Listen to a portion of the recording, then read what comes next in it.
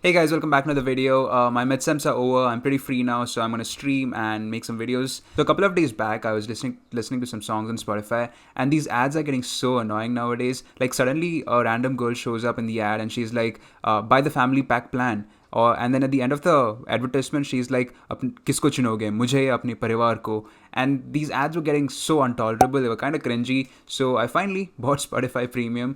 By the way, if you're a college student, it costs 60 rupees per month, which is not a big deal. And I'm not happy with Spotify. Like, who runs ads that tell you to buy premium which stops ads? It's kind of weird. On the other hand, a couple of days back, I was wondering how much do Spotify creators earn, right? People who put out content on Spotify, like जो singers है, जो podcasters है, whenever they put out content on Spotify, they get paid. So how does that system work? Because YouTube का तो सब जानते हैं कि Google AdSense रहता है, and the more impressions you get, the more you get paid, and they have a fixed system.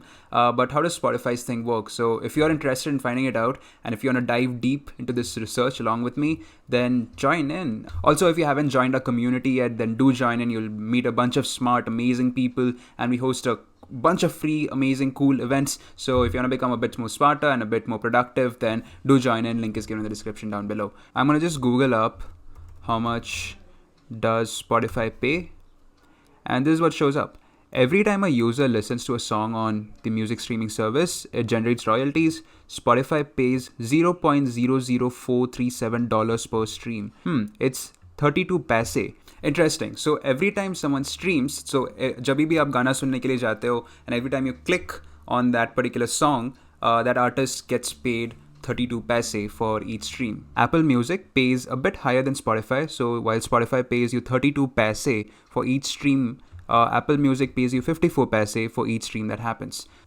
Do you all know how many streams it takes to make $1,000 on platforms like Spotify? Spoiler alert, it's a lot. Spotify pays you $0.004 per stream. That's like cutting a penny in half and then shaving a little bit off the edge just for good measure. So you'd need about 250,000 streams to make $1,000. No big deal, right? The numbers get worse on Pandora and get way worse on YouTube, which begs the question, where is all... Let's take an example of the number one artist on Spotify, The Weeknd. And okay, I'm not going to play the song, but I'll just show you the number of streams. So his most popular stream is Blinding Lights, which has 2 billion streams. So yeah, it's actually 64 crores.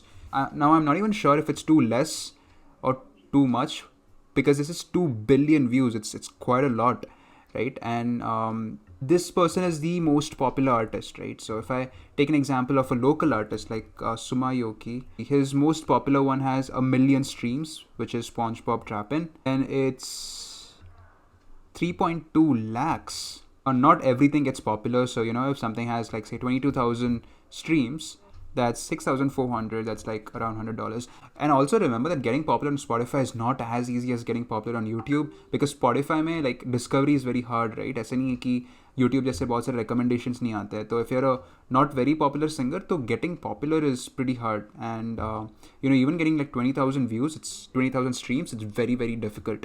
तो उसको undermine मत करना. And as far as I know, a lot of these singers earn most of their money by doing concerts, right?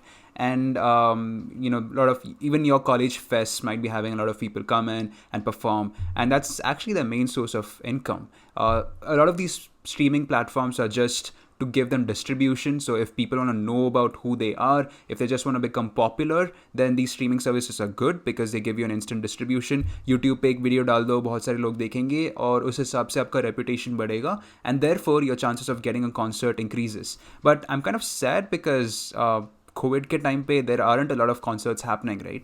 And what that means is that the main source of revenue for a lot of these singers and artists is it's kind of gone. And it's not just about the singers. Like when you produce a song, I think a lot of people are involved in it. Maybe there might be script writers, the lyricists. So it's kind of a industry that's struggling, and platforms like Patreon help you contribute to them, so viewers themselves can pay them a certain amount of money. So a couple of days back, I was watching this podcast of Ranveer with Arman Malik, which is titled How Much Do Musicians Earn? And over there he said a fact which was kind of surprising. Here's the clip for you. The popular belief is that as singers, we get paid to sing a song. And that's not true.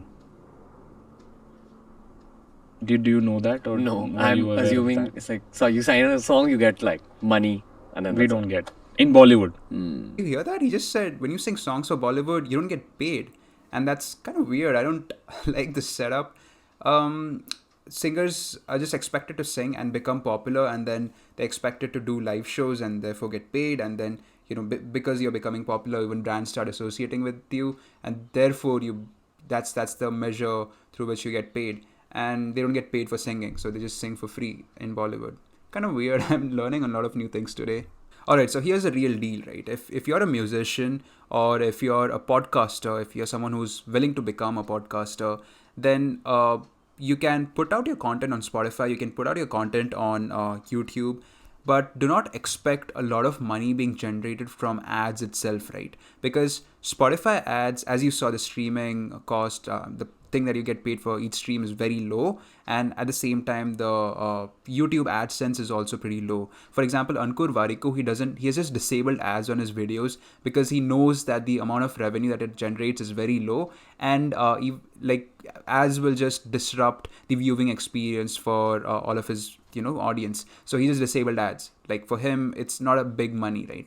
And it kind of makes sense, because I think a lot of creators should start expanding the ways through which they're earning revenue. Now, this could be maybe, doing counseling sessions, or maybe using something like Patreon, which will allow creators to pay a certain amount of money to the creator and actually get access to some exclusive content, or maybe one-on-one video call and things like that. I think these are better ways of supporting creators. There's a startup called Tag Mango that is doing this for a lot of creators like Digital Pratik and folks like them.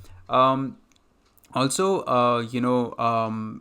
I think that brand association and sponsorship is still a major chunk of revenue which a lot of these creators get, right? So as you become more popular, as you start getting more eyeballs, a lot of brands will start approaching you, right? So brands want to reach out to their customers, and you are the gateway to customers. Like, most of these creators are the gateways to customers because people watch them, and therefore the amount of revenue that they generate through paid sponsorships is way higher than what they generate through something like AdSense or any other of these ad tech platforms.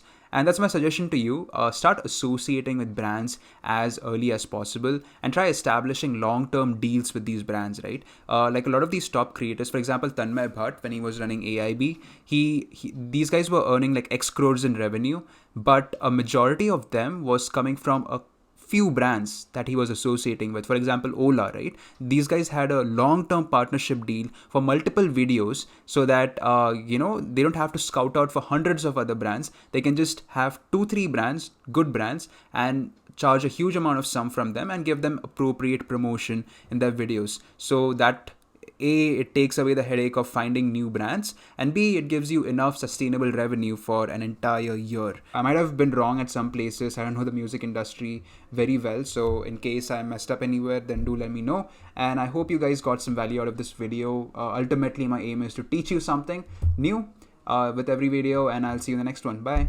Take care, and do subscribe, do join our community. Would really appreciate that. Take care.